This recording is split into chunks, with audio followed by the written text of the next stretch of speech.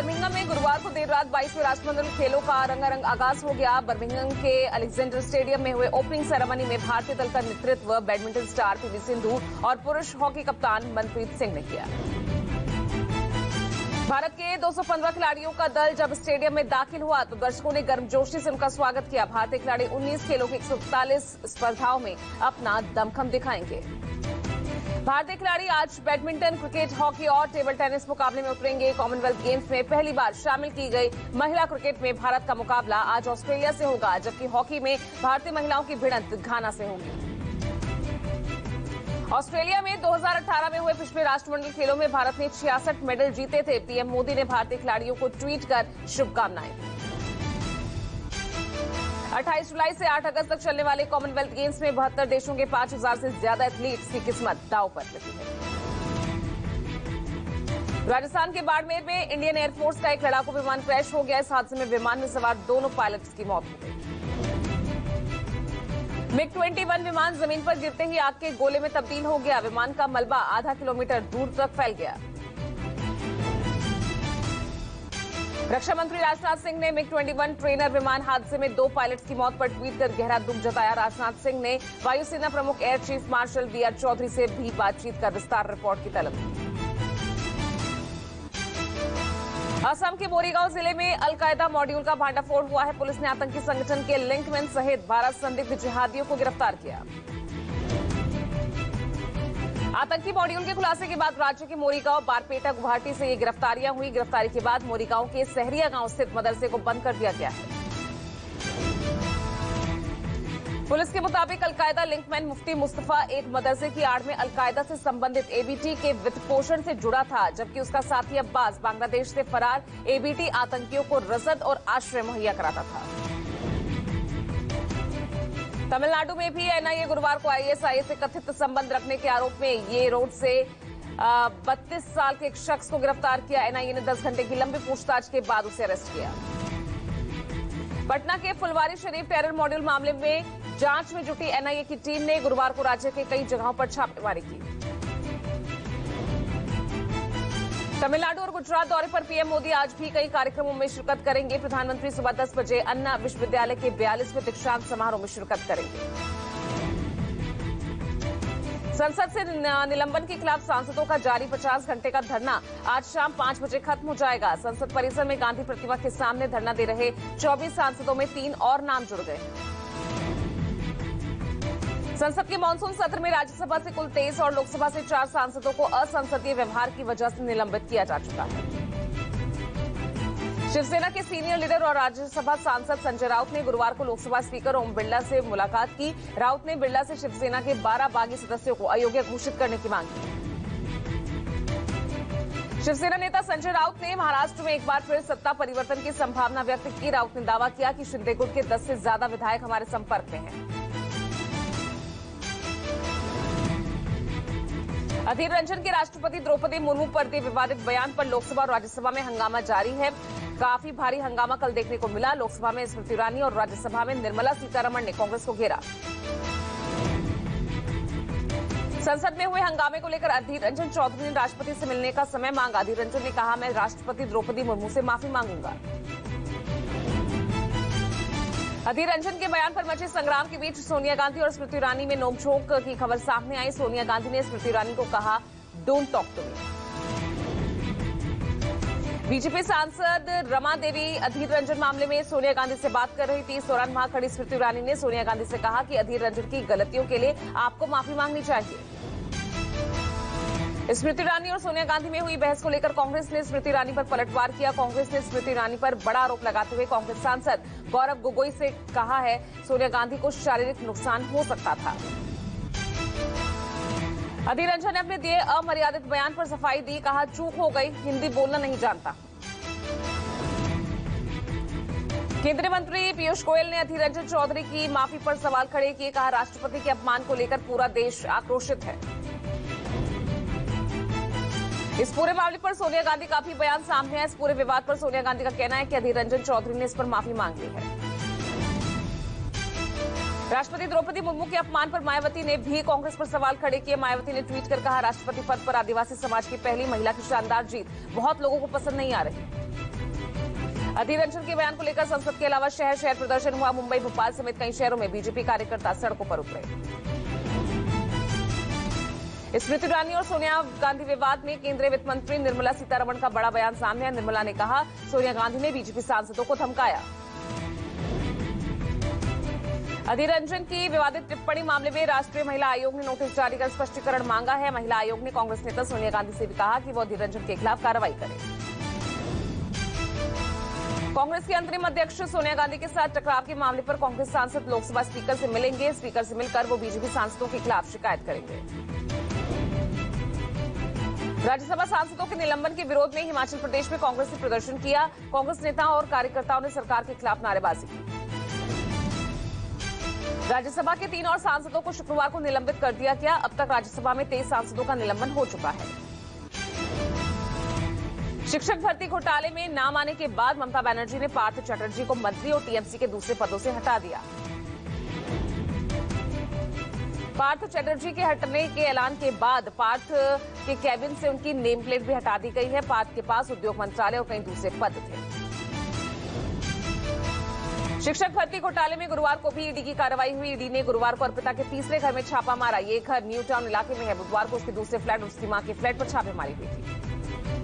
बंगाल में हुई शिक्षक भर्ती घोटाले को लेकर बीजेपी का प्रदर्शन। कार्रवाई की मांग को लेकर बीजेपी कार्यकर्ता कोलकाता की सड़कों पर उतरे। टीचर भर्ती घोटाले पर पार्थ चटर्जी को मंत्री और पार्टी से निकाले जाने को सीपीएम ने दिखावा करार दिया। पार्टी नेताओं की मांग है इस मामले में सीएम ममता बनर्जी इस्तीफा दें। यूपी की राजधानी लखनऊ के अंबेडकर पार्क से हाथी की मूर्ति चोरी हो गई। पुलिस ने केस दर्ज कर छानबीन शुरू कर दी है।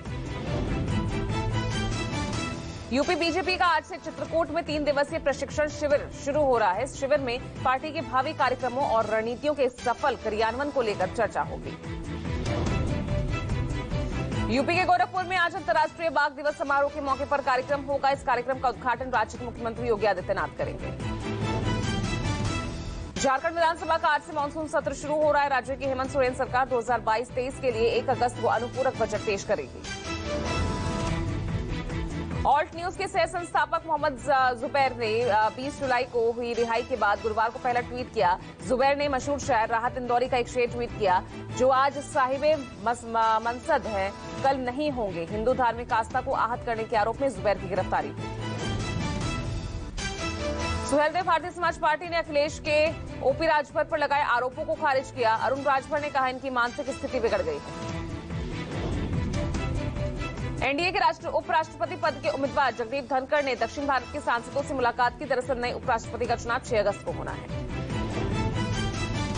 भारत के विदेश मंत्री एस जयशंकर उज्बेकिस्तान की 2 दिनों की यात्रा पर हैं। इस यात्रा में चीन के विदेश मंत्री वांग यी के अलावा रूस के विदेश मंत्री सर्गेई लावरोव भी शामिल हो सकते हैं। महाराष्ट्र स्थानीय निकाय चुनाव को लेकर सुप्रीम कोर्ट ने आज आपको बता दें कि बड़ा आदेश सुप्रीम कोर्ट की तरफ से आया है। सुप्रीम कोर्ट ने कहा 365 जगहों पर बिना आरक्षण ही होंगे चुनाव। दुनिया का सबसे बड़ा तिरंगा बनाएंगे दिल्ली के हजारों बच्चे। अरविंद केजरीवाल ने कहा, देश आजादी के 75 साल का जश्न मना रहा है। अगले सप्ताह की शुरुआत में राज्यसभा में महंगाई के मुद्दे पर चर्चा होने की संभावना है। इस संबंध में सभापति एम वेंकैया नायडू के विपक्ष के नेताओं और संबंधित मंत्रियों के साथ हुई बैठक में व्यापक सहमति बनी। यूपी बीजेपी के अध्यक्ष का ऐलान जल्द होने की संभावना है। सरकार और संगठन के बीच नाम को लेकर मंथन हुआ। ओम प्रकाश राजभर और शिवपाल यादव पर अखिलेश यादव का तंज। कहा, अगर शिवपाल यादव को लगता है कि उन्हें कहीं और सम्मान मिलेगा तो जा सकते हैं, उनका अपना दल भी देखें। वहीं राजभर बोले, उनके अंदर किसी की आत्मा आ गई है, उन्हें झड़वाना फुकवाना पड़ेगा। कर्नाटक के बेल्लारी में हुए बीजेपी युवा मोर्चा के सचिव प्रवीण नेट्टारू हत्याकांड में पुलिस ने 2 गिरफ्तारी की। पुलिस ने जाकिर और शफीक नाम के 2 आरोपियों को गिरफ्तार किया।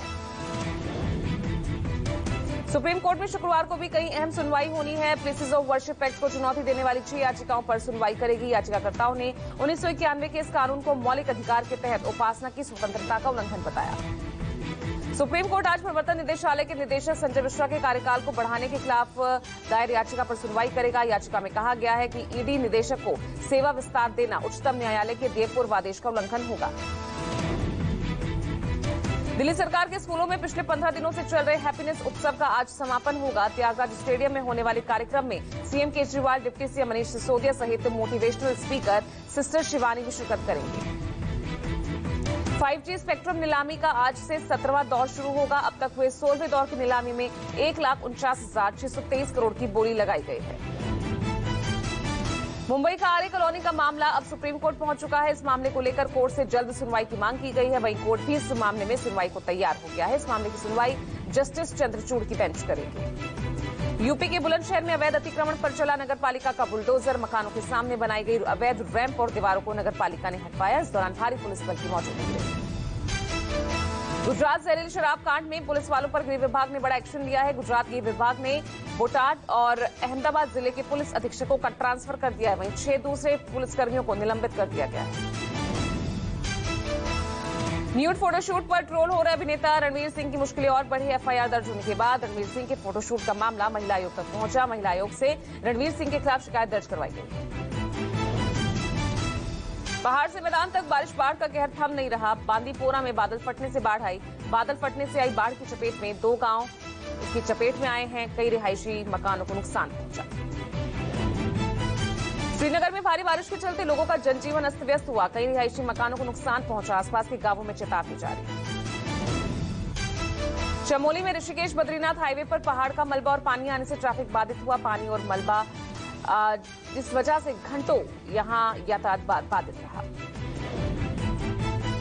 जोधपुर में आफत की बारिश। जोधपुर ब्रिजेश कॉलोनी पानी में डूबी। लोगों के घरों में पानी भरा। 3 दिनों से बारिश के चलते लोग अंधेरे में रहने पर मजबूर हैं। बिना बिजली के घरों में कैद लोगों की मदद के लिए आरती पहुंची।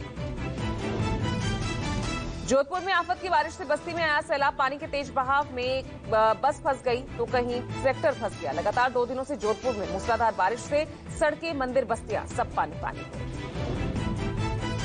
जोधपुर के लोहावट में पानी में फंसी निजी बस में बैठे सभी यात्रियों को बस से सुरक्षित बाहर निकाल लिया गया। जैसलमेर के रामगढ़ तनोट सड़क मार्ग पर पानी का तेज बहाव है। हाहाकारी पानी ने ट्रैक्टर को भी फंसा दिया। बड़ी मशक्कत के बाद ट्रैक्टर को बीच बहाव से बाहर निकाला गया। उत्तराखंड के चमोली जिले के कर्णप्रयाग में सिरोली के करीब पहाड़ टूटा। पहाड़ टूटने की वजह से सड़क पर आया भारी मलबा। मुंबई में बारिश ने ब्रेक ले ली है, लेकिन सड़कों पर तमाम छोटे बड़े गड्ढे हो गए हैं। सीएम शिंदे ने अधिकारियों को 24 घंटों में गड्ढे भरने के आदेश दे दिए हैं, लेकिन अभी भी इन गड्ढों पर पूरी तरह से भरने का काम नहीं हो पाया। दिल्ली के बाद यूपी में अब तक संदिग्ध मंकी पॉक्स के 5 सैंपल्स लिए गए। औरैया, फिरोजाबाद और नोएडा का एक सैंपल लिया गया। सैंपल को जांच के लिए पुणे भेजा गया है। मंकी पॉक्स को लेकर केंद्र ने गाइडलाइन जारी की है। गाइडलाइन में कहा गया है कि 21 दिनों का आइसोलेशन और घावों को ढकना जरूरी। केंद्र ने ट्रिपल लेयर का मास्क पहनने को जरूरी बताया। महाराष्ट्र से अब तक एनआईवी पुणे में 10 संदिग्ध मरीजों का सैंपल भेजा गया है। इनमें से 8 के सैंपल नेगेटिव आए हैं। 2 सैंपल की रिपोर्ट आना बाकी है।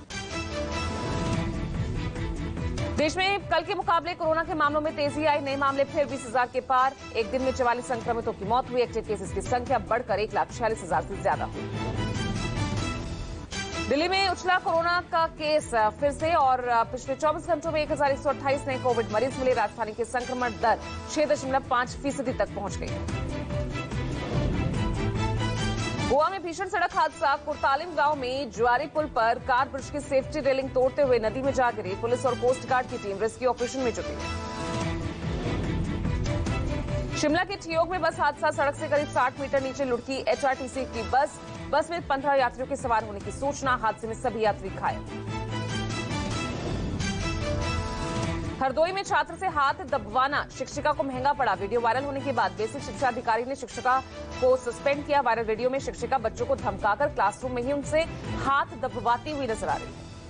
अलीगढ़ में पुरानी रंजिश के चलते युवक को दबंगों ने पेड़ से हाथ पैर बांधकर लाठी डंडों से जमकर पीटा। वीडियो सोशल मीडिया पर वायरल हुआ। अलीगढ़ में शादी के नाम पर युवक से 80,000 की ठगी। आरोपियों ने युवक से रुपए लेने के बाद उसकी पिटाई की और झारखंड पुलिस के हवाले कर दिया। पुलिस ने झारखंड से आए महिला समेत 5 लोगों को गिरफ्तार किया।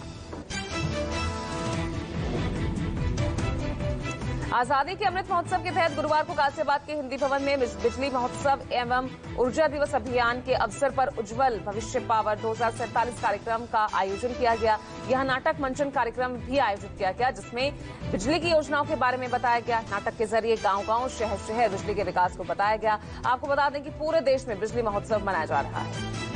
जो देश ने तरक्की करी है उसका पूरा एक रिपोर्ट कार्ड है।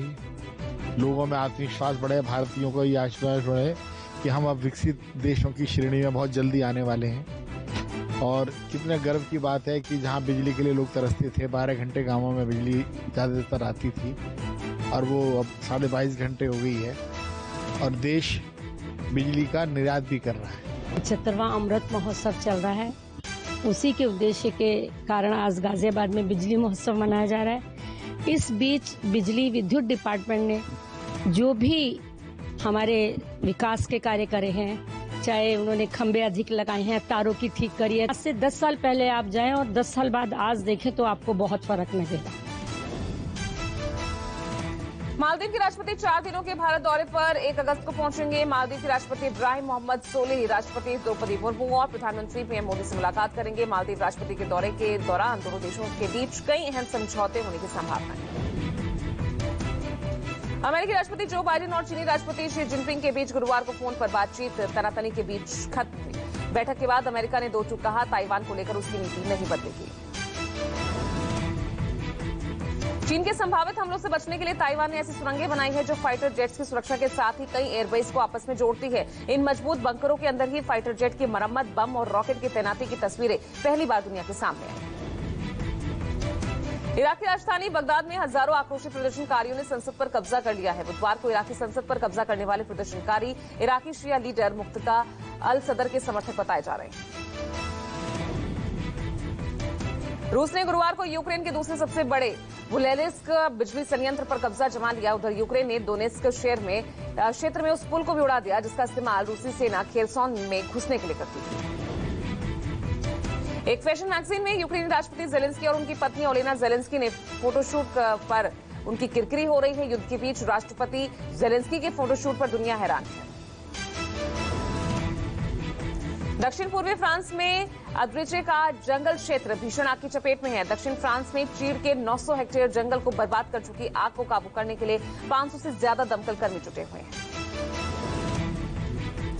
क्रोएशिया में चीन की मदद से बना पेलजेजेक पुल आखिरकार खुल गया। 4,274 करोड़ रुपए से बना ये पुल 6 खंभों पर टिका है। पुल के बनने से क्रोएशिया के एब्रोवनिक शहर में जाना आसान हो गया है। पुल के खुलने के बाद जमकर आतिशबाजी हुई। 3 साल बाद बड़े पर्दे पर वापसी कर रही हैं Sonakshi Sinha. Nikita Roy and the book of darkness में आएंगी नजर। फिल्म विक्रांत रोना के प्रमोशन के दौरान सलमान खान ने जैकलीन के साथ डांस किया। वीडियो सोशल मीडिया पर वायरल हुआ। आतिया शेट्टी ने क्रिकेटर केएल राहुल के साथ शेयर की खूबसूरत तस्वीर। कैप्शन में लिखा, फेवरेट वन। हुमा कुरैशी की बर्थडे पार्टी में पहुंचे बॉलीवुड के सितारे रिया चक्रवर्ती, विद्या बालन भी नजर आए। प्रेगनेंसी में आलिया भट्ट की जॉ लाइन देख इंप्रेस हुए अर्जुन कपूर। आलिया की तस्वीर पर कमेंट करते हुए लिखा, प्रेगनेंसी में ऐसी जॉ लाइन कमाल है आलिया भट्ट।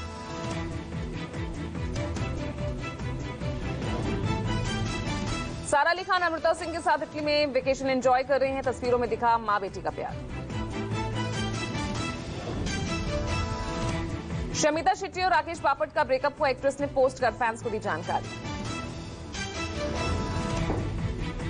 सामने आया फिल्म इमरजेंसी से श्रेयस तलपड़े का लुक। श्रेयस अटल बिहारी वाजपेयी के किरदार में आए नजर।